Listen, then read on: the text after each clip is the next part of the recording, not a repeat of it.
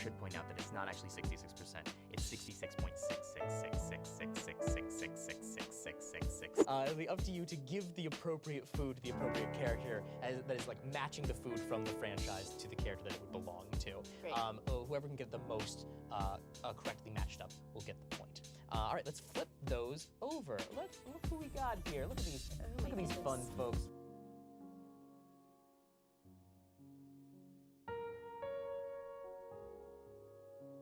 Hey everyone, this week's episode of Weekly Weird News is sponsored by Quip and by DoorDash. Woo! Let's say you're a criminal. Imagine if you will. You're up to some very illegal stuff that could get you in some real trouble.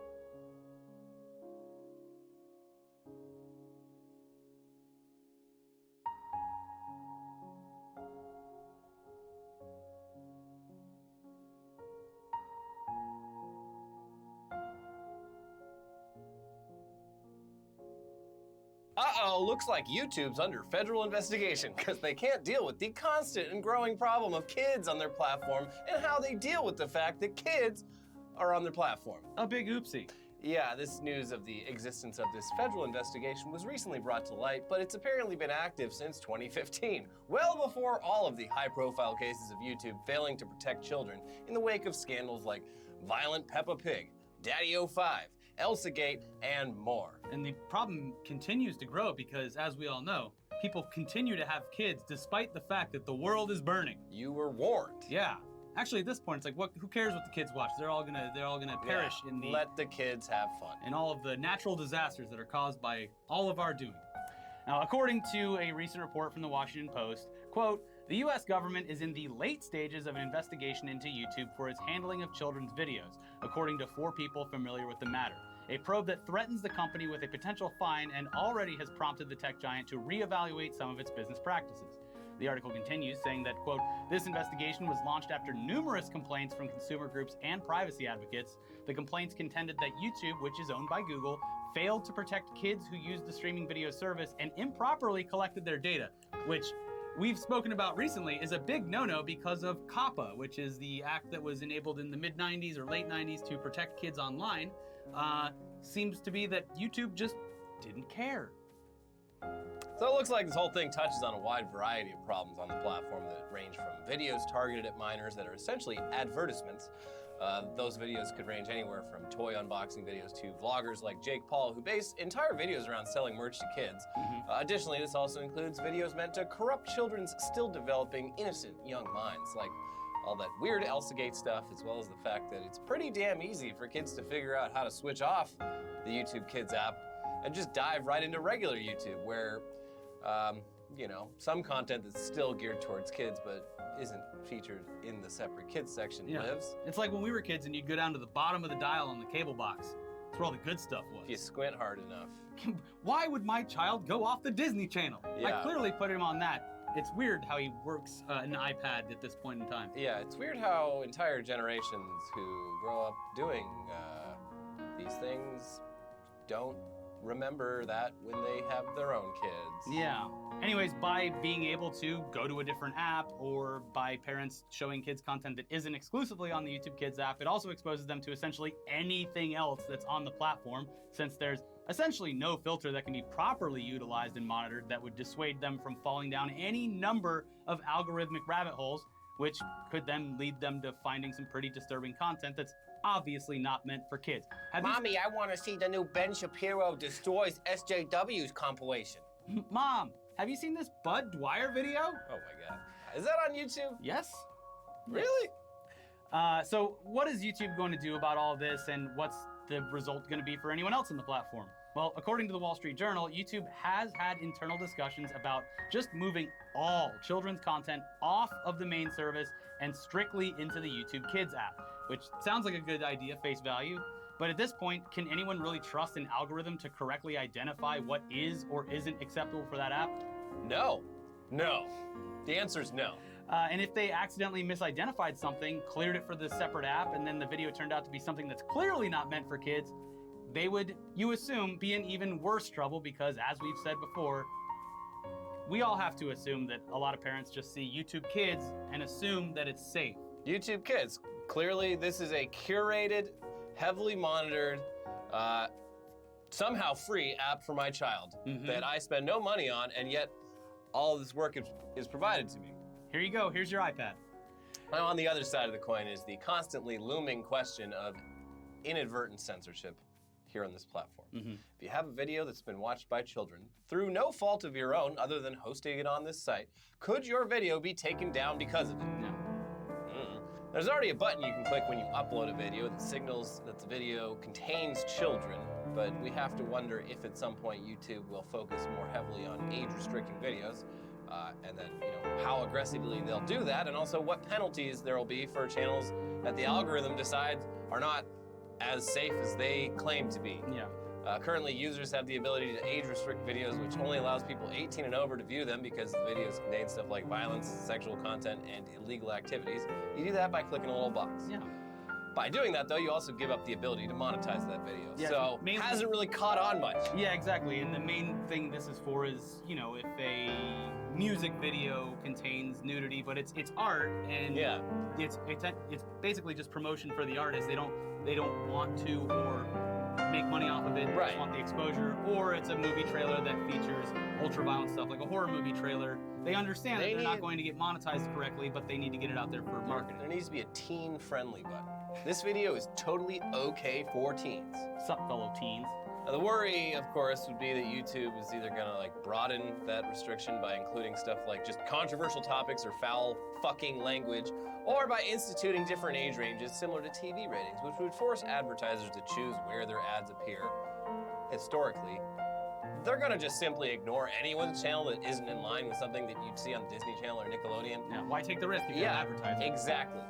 Now, the news about YouTube being under federal investigation over the safety of children will also almost certainly reignite the constantly looming fear that advertisers are just gonna outright pull all of their company's ads off the platform until YouTube gets their shit together once again, at least from a PR standpoint. Did they ever get it together in the first place? No, I but feel like YouTube's like they got this big old burlap sack and all their shit's everywhere, and they're throwing it in the sack, but there's a bunch of holes in the other end of it. It's just falling out. And they're like, why is this room just as messy as it was when I started cleaning this 4 fucking years ago? Well, it does suck because, well, as we were saying before, advertisers, for their own PR purposes, they pull all their ads for like a month, and then when everyone stops caring, they go back Exactly. until the next scandal. Unless your company's My Pillow, and you stand bravely where other companies have cowered away in fear. Well, everyone knows he's on the level because he wears the cross. That's God. There's a little bit of Jesus in every pillow. Now, while nothing is set in stone yet, just the fact that the biggest platform for creators has put themselves in the crosshairs once again is disheartening. And once again, rather than admit the problem from the beginning and be as open as possible about how they're fixing it, they've left everyone, parents, creators, advertisers, just mostly in the dark regarding their plans to adapt and innovate the platform in a way that would stop these things from happening. Feels like they just put blinders on and carry on, full speed into the unknown without worrying about the future while they suck up every bit of money and talent before they are just forced to do something. It's a good strategy if you're a horse, Yeah. but otherwise not really. And it also brings into light your bag theory, where they just are constantly shitting in a bag, but once it gets too full, Yeah. just pours onto the city streets. Yeah. Yeah, what's up with that? Why are horses allowed to shit in public and I'm not? Sad. Anyways, this strategy, the whole putting blinders on and just going for it and making all the money, it makes sense because that's literally how almost every tech company operates. They're doing the same thing as everyone else. Look at Facebook. But it does look like the result of this investigation, it's just going to end up with a court settlement, including a fine that they'll have to pay, which, honestly, just going to be a simple drop in the bucket compared to what this tech giant pulls in every year. As we all know by now, if it doesn't severely hurt their bottom line, it's likely that nothing significant will change. Da-da-da-da-da. Our future's in jeopardy! Over in other content platform news, a new subgenre seems to be picking up steam over on Twitch, and it's based on their just chatting category. Simply because Twitch has done away with the whole IRL streaming thing. A good PR move. Really? When did they do that? Well, now they have different categories, like Oh, just chatting, or I see. cooking, or... I see. Right. Smart. But this one's not just chatting. Yes, as you can see. In the past, we've seen certain types of content come and go, from seemingly innocuous stuff like a garbage man who live streams his daily route, very wholesome, to a police officer in the Midwest who live streams his cruiser while chatting along with his fans while on duty, not so cool, The newest weird trend to pop up in this section is being spearheaded by a user named Steven IRL, who has become increasingly popular on the site and has amassed around 80,000 followers with various IRL streams that include simple things like cooking, playing guitar, trips to the gun range. But where he really shines are the live streams of him going fucking bounty hunting. Who's going bounty hunting? We're going bounty hunting. We're sure you're all probably aware of what bounty hunting is, or you've at least It's what seen... Boba Fett does. It's yeah, true. Or you've seen Star Wars or Dog the Bounty Hunter. So you have some idea, but essentially bounty hunter is typically someone who goes after people who have skipped out on their court date after having their bail paid by a bail bondsman who would now be on the hook for payment. Steven IRL appears to be the most popular bounty hunter on the platform and has numerous videos that show him not only searching for fugitives in his car, but also features live streamed body cam footage of captures, breaking down people's doors, entering people's homes, and hearing gunfire. What could go wrong? Yeah, this is so far completely legal to stream on Twitch, according to a recent report in the Daily Dot, who said that the, quote, subcategory of live streaming violates none of Twitch's terms of service or community guidelines, end quote. And since the streamer works for himself, he obviously won't run into the same issues that other streamers have had while filming in their jobs, because in those cases, their bosses could demand them to stop at any time. And that has happened. Yeah, what the fuck are you doing? This has, however, seemingly been flying under the radar, and Twitch is usually only prone to react when things start gaining coverage, which this has in recent weeks. So if you want to go watch a man bounty hunt live on the internet and maybe, slight chance, get himself killed live on camera, better get on it now before the narcs ruin it all for everyone. To be fair, this is already a huge genre in the world of television, with stuff ranging from the previously mentioned Dog the Bounty Hunter, and then there's Cops. Both of those are or were filmed and then edited down for later. But this also aligns with the recent successes of shows like the absolutely terrible Live PD, which, despite running on a delay, has found its own controversy by showing certain aspects of police activity that might be too intense for some viewers, including injured children and clearly identifiable dead bodies. It's also just a show where cops harass poor people for hours and hours for your entertainment. Yes. With no censorship of their faces or names or anything. Yeah. Sorry, we cut all the budgets for, I don't know, like every local rehab program in this area. So instead of that, we're gonna send cops with a camera crew down to where you live once a week for the rest of your fucking life to film you so that people can watch it on TV and laugh. How's that work?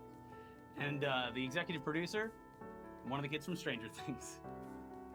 That poor guy. There was a great tweet, I think it was Hard Drive today, tweeted Millie Bobby Brown's new show where she goes around slashing tires. Yeah. It's good. But yeah, it's anyone's guess as to when the bounty hunter streams could step into questionable legal gray areas based on Twitch's TOS. After all, it's a dangerous job where anything could happen. Yeah. But that's obviously a large part of the appeal for the viewers watching it. You would think there'd be some like legal protections too for the people being recorded by this person, the people caught in his streams. Depends on your local city ordinances, I would imagine. But apparently this is completely fine. I have a great bounty hunter story. I worked at Annie Ann's Pretzels when I was like 15 or 16 or something like that. Delicious. And my manager was a fugitive, apparently, living under a fake name. And he was stealing money from Annie Ann's. Yeah. And every like week, someone would get fired for stealing money from the register. And I finally got fired for stealing money, and my words to Spaghetti Monster God up there, never fucking stole any money from it. And everyone thought it was really weird. And then I got a job at the coffee shop across the place. 2 weeks later, fucking dude gets tackled over the counter, like he's running, and he gets tackled over the counter of Cinnabon by a bunch of bounty hunters. You'll love to see it. Yeah, it was good justice for a kid. Yeah, that's good. Yeah. Anyways, over on Twitter, everyone's favorite shitposter Elon Musk recently slipped into fuck Jerry or fat Jewish territory when he tweeted out some art of a character named 2B from Nier Automata. Autonomatopoeia. Automata. There we go. The fan art was created by an artist who goes by the name Melly Mello, but in Musk's post, the only thing that accompanied the art was the text 2B. People were justifiably upset that Elon had broken one of the unspoken rules of posting images on Twitter. a rule that has grown in popularity since the rise of joke and art thieves started making careers off of stealing other people's work, making it appear as their own, and potentially profiting off of that. If you're gonna post something, at the very least, credit the person responsible for it so they can find new followers potentially and grow. Especially if you, the person posting it, have millions of followers. Yes. Obviously, Elon didn't create this art. Otherwise, his feed would be filled with his anime doodles and hand-drawn memes. You couldn't stop him if he was an artist. Thank God that is not the case. So people simply replied to him and asked him to please credit the artist. A simple request that could have easily solved a simple problem and potentially made the original artist extremely happy, since a tweet from Elon Musk would be a pretty big deal. Yeah, everyone comes out looking great. Yeah. But no, he couldn't be bothered to even do that, nor could he just ignore the many requests that kept coming in to please provide credit. Instead, he decided that the best solution would be to reply to the request with no. When a different user replied to his response of no with Elon please, he replied again saying, nobody will ever find out who it was, which is pretty heartless to be honest. I mean, Yeah. he's trolling clearly, but it's like, Yeah. I feel like this guy forgets who he is sometimes. He wants, Like- what do you get the man that has everything? Act- Twitter account to shit post. Like 13-year-olds on social media act a certain way. Fucking 50-year-olds who run billion-dollar companies, they act a certain other way, and there's reasons why there's two different things there. But yeah, that wasn't all though. When people called him out for all of this and mocked him by saying, I can't stand when people ask me to do the bare minimum to be a decent human being, he replied, quote, exactly, the constant credit crowd are damaging the He spelled it this way. aesthetics Aesthetics. of the internet. I don't know if he means like aesthetic, I guess? That's probably what he means. Yeah. Real brain genius, this Elon Musk guy. Don't like them at all, and if they don't like me, too bad. And then he tripled or quadrupled down. Whatever number we're on. Yeah, later on saying, no one should be credited with anything ever. Strange take from a strange guy. He, He had the weeb crowd for so long. yeah. They stuck with him when others had loved him for so long and cast him aside after numerous examples of him not being the best person like us. He still had the anime crowd, Yeah. and then They're easy to win over. You just by coming out as an anime fan, you're making a big risk professionally. Yeah. And so that's an easy way to like get people to like you. But didn't he also like he stole like it's like Neon Cat or some other like some weird internet art? It wasn't Neon Cat, but something like that. And he like put it in one of the cars, and the artist was like, Oh yeah. "Bye, that's mine." Mhm. And then he was a real weirdo about like how to properly credit and compensate him. To be So, fair, he pattern. Didn't he put a bunch of like patented stuff out for free? So you think he can hide behind that? Anyways, it's just more proof that he hasn't changed much, and at the very least, he just wants to fight with people over trivial bullshit, which is and has always been an odd trait for someone like him to have. Yeah, it just seems like if I had that much money, I would not spend any time on Twitter. No. I'd be too busy enjoying myself. Twitter is a sad, angry place. What the fuck are you doing on Twitter? Yeah, Twitter is a place where people who don't have it all get to complain. Yeah, Twitter is the mob. Yeah. Like, there's no reason for you to be there. Mm-hmm. Go live your life. Yeah. I mean, you can do what you want, but I'm just saying, like, that's how it looks. Yeah. Anyways, a story was breaking as we were writing this episode, and it's pretty fucking crazy. Apparently, one of the Oh, biggest, yeah. if not the biggest drug bust ever. I would think it's the biggest, And given these obviously- numbers. Obviously, it happened at our southern border, where Right. all of the biggest. The place where we need to put that wall, just block it off, and then nothing like this will ever happen, except, no, it was in fucking Philadelphia Yeah, on a boat. on a boat. Yeah. So, And I guess we're gonna need to build a wall around the whole country, including the oceans. Gonna be a lot more expensive. Mm-hmm. GoFundMe. The real thing to do would be build a wall of oil rigs around the country. Yeah. That way, we're profiting off of it too. Don't take any of my ideas. Yeah, it's $1 billion worth $1 of billion, and apparently they think that there's 30 tons more of it on there. Which, if that's true, it's got to be the biggest drug bust ever. Incredible. But Wow. Someone is gonna be pissed. someone in Philadelphia is very upset. He's gonna have a huge fucking party, Ooh. and all the plans just got spoiled. Yeah. Anyways, that's it for today's episode. If you want to check out this week's exclusive podcast, if you're a Patreon supporter or a YouTube member, if you're a YouTube